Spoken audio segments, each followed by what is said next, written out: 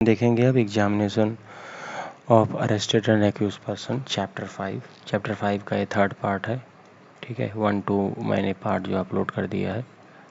Chapter 5 का ये part third है। इसमें एग्जामिनेशन ऑफ एक्यूज पर्सन। तो पहले इसका चार्ट समझ लीजिए। इसमें 3 सेक्शन आते हैं, 51, 53, 52 एंड 53।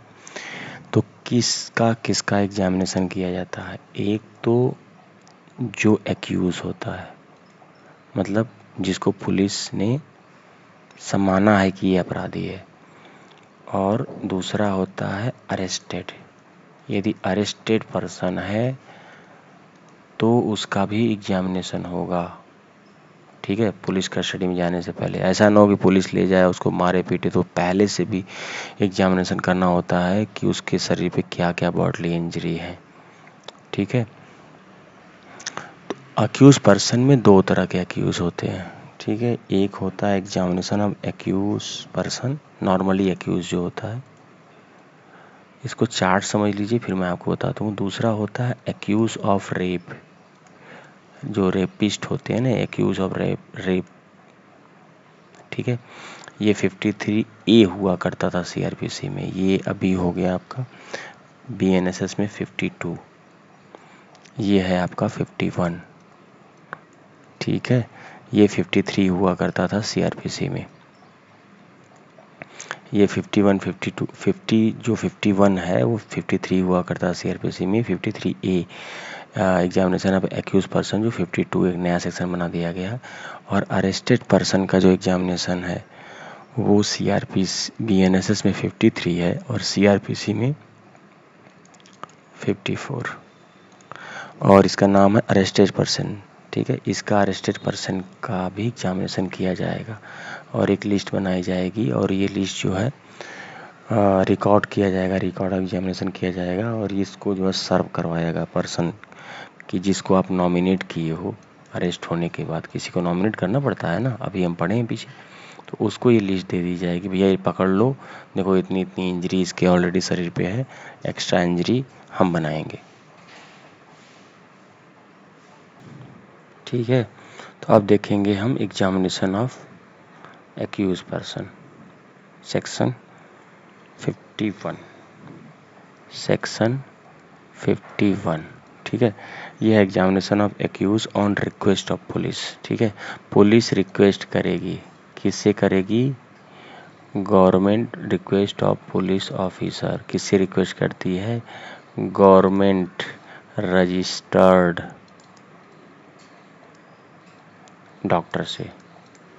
और यदि वहाँ उपस्थित नहीं रहेगा ये गवर्नमेंट रजिस्टर्ड डॉक्टर, ठीक है, तो आप फिर जो है किसी दूसरे से करा सकते हैं, लेकिन उसकी भी एक कंडीशन है।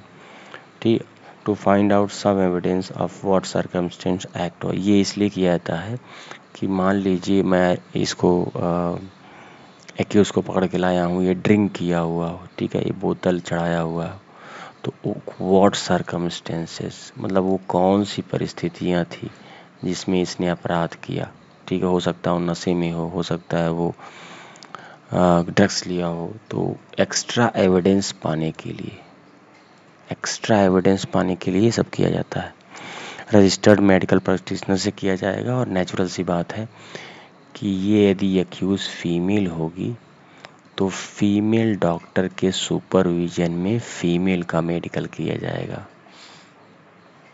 सैल का इस्तेमाल किया गया है। ठीक है, cell be with the female practitioner, इसके ये मतलब फीमेल प्रैक्टिशनर द्वारा ही किया जाएगा, और सैल का इस्तेमाल किया गया। सैल मेडिकल प्रैक्टिशनर जो होगी वो फीमेल होगी।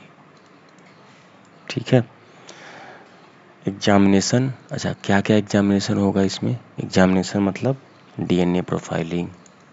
ठीक है, ऐसा तो नहीं कि ये अपराधी है इसके DNA भी लेंगे, स्वैब भी लेंगे, मतलब एवरीथिंग जो ले सकते हैं रिपोर्ट मतलब मेडिकल में, वो सब इनका लेंगे, इसलिए कि चार्जशीट बनानी है ना। ऐसा तो नहीं है कि हो सकता है किसी को मर्डर करके आया हो, उसके छींटे हों, उसका ब्लड भी वहाँ पे उसको चोट लगी हो, तो वो एक्स्ट्रा एविडेंस पाने के लिए, ठीक है, ऑन व्हाट सर्कमस्टेंसेस इसने ये सब किया है, इस सब के लिए on request of police officer examination किया जाता है।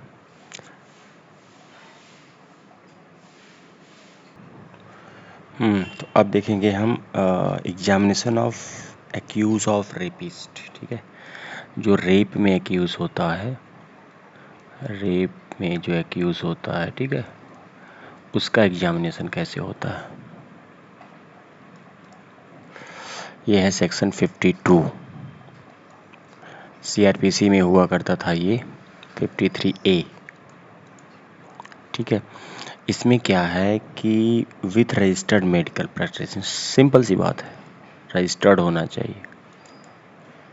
इसमें थोड़ी सी चेंजेज है, रजिस्टर्ड मेडिकल प्रैक्टिशनर।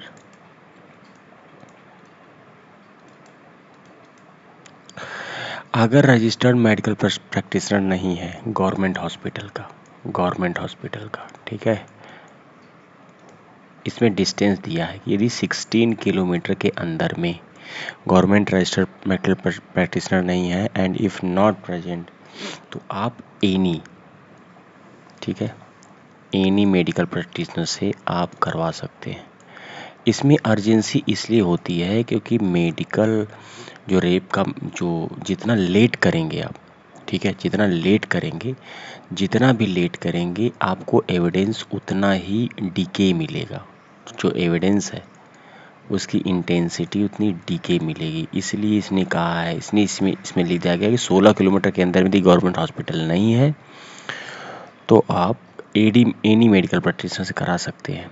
ठीक है, रिक्वेस्ट ऑफ एनी, ठीक है, ये ऐड किया गया इस बार ये ऐड किया गया है बीएनएसएस में, सीआरपीसी में नहीं होता था कि रिक्वेस्ट एनी पुलिस ऑफिसर। ठीक है, इसकी रिक्वेस्ट कोई भी पुलिस ऑफिसर कर सकता है, request of any police officer. ये इस बार इसमें बीएनएस में ऐड किया गया है, ये सीआरपीसी में नहीं हुआ करता था 53 में कि ये रिक्वेस्ट पे ही होगा। ठीक है, ये रिक्वेस्ट करेगा तभी होगा, इसमें पहले रिक्वेस्ट नहीं था। अब हम आएंगे अरेस्टेड पर्सन का मेडिकल एग्जामिनेशन 54। ये थोड़ा इम्पॉर्टेंट है क्योंकि इसमें क्या होता है कि पुलिस के कस्टडी में जाने से पहले एक देना पड़ता है आपको कि मान लीजिए आपने ले गए, आप उसको खूब कूटे, ठीक है, तो आप उसको अरेस्ट कर रहे हैं, तो अरेस्ट होने से पहले उस पर्सन के शरीर पे कितने निशान हैं, क्या घाव हैं, वो आपको shall be examined by medical. ठीक है, अगर कोई गिरफ्तार हो रहा है तो shall be examination by medical officer. इसका सिर्फ एक ही उद्देश्य है कि उसके पास जा रहे हैं आप, पुलिस के कस्टडी में जा रहे हैं, तो उससे पहले आपके शरीर पे कितने घाव हैं उसका पूरा एग्जामिनेशन किया जाएगा, उसके बाद आप पे नया घाव बनाया जाएगा। ठीक है, ये मेडिकल एग्जामिनेशन की जो कॉपी होती है, ये कॉपी जो नॉमिनेटेड पर्सन होता है ना, जिसको अरेस्ट का नॉमिनेशन आपने किया है कि अरेस्ट होने के बाद जो कहा है कि इसकी इन्फॉर्मेशन इस पर्सन को दे दीजिएगा, चाहे वो रिलेटिव हो चाहे फ्रेंड हो, इसीलिए यहाँ पे नॉमिनेटेड पर्सन का नाम यूज किया गया है। मे बी ये फ्रेंड भी हो सकता है, मे बी ये आपका रिलेटिव भी हो सकता है। तो ये जो नॉमिनेटेड पर्सन होता है, इसको इस एग्जामिनेशन की कॉपी देनी पड़ती है आपको। ठीक है, और एग्जामिनेशन में जो चोटें आती हैं उसमें ये टाइम भी लिखना पड़ता है कि टाइम ऑफ जो वायलेंस है। ठीक है, पता चला चोट आई हो और बाद में टाइम इसलिए लिखा जाता है क्योंकि आप लोग सब समझदार हैं पुलिस वाले करते क्या है। ठीक है, तो ये आपका हो गया एग्जामिनेशन ऑफ अरेस्टेड पर्सन।